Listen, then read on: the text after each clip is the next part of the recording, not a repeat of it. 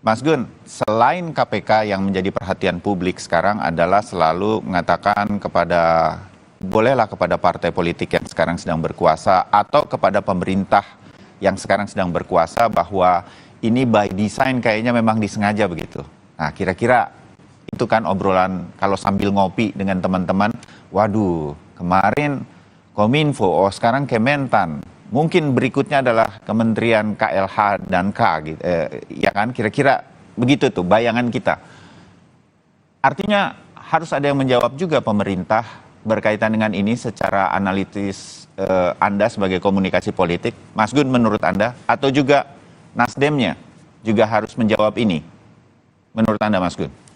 Jadi gini Mas Bayu ya, pertama menurut saya yang paling penting juga itu adalah role model dari pernyataan-pernyataan publik yang berpotensi untuk kemudian menjadi masalah. Contoh misalnya, saya termasuk yang mengkritik ya ketika misalnya penggunaan diksi cawe-cawe begitu ya, karena itu contoh misalnya itu bisa kemudian diinterpretasi dengan liar ya.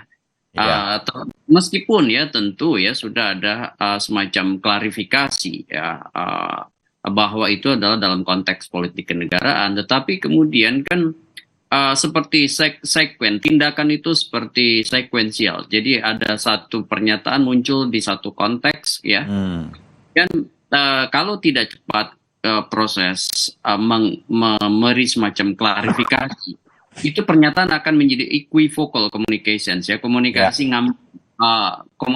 itu kemudian menjadi satu hal yang multi interpretasi. Nah, itu yang kemudian sempat muncul pada saat Pak Presiden misalnya menggunakan kata cawe-cawe begitu ya. Dan saya kira bukan di situ poin saya. Politik istana, politik pemerintah dalam realitas kontestasi elektoral menurut saya memang harus jauh lebih hati-hati ya. Kenapa? Karena langkah-langkah strategis pemerintah terutama oleh aktor-aktor penting seperti presiden dan circle-nya itu akan kemudian menjadi semacam asupan ya bagi ragam pemberitaan, ragam diskursus publik yang kemudian kalau semakin sering ya menggunakan semacam tindakan simbolik ya, bukan hanya kata-kata, seperti tindakan simbolik yang lebih dekat pada salah satu misalnya capres begitu ya.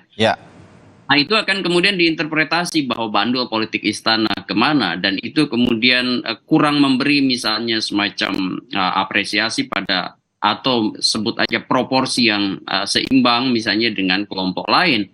Nah, hal seperti ini kan bisa kemudian memantik yang disebut dengan interpretasi publik ya, bahwa ada semacam arah atau bandul politik yang mengarah pada satu kekuatan dan tidak pada kekuatan lain. Nah, Pak Presiden tentu harus berdiri di atas semua kelompok, harus berdiri di atas semua kandidat, termasuk menurut saya dalam konteks ini adalah peran pemerintah ya saat ini dan ke depan, terutama di menjelang 14 Februari 2024.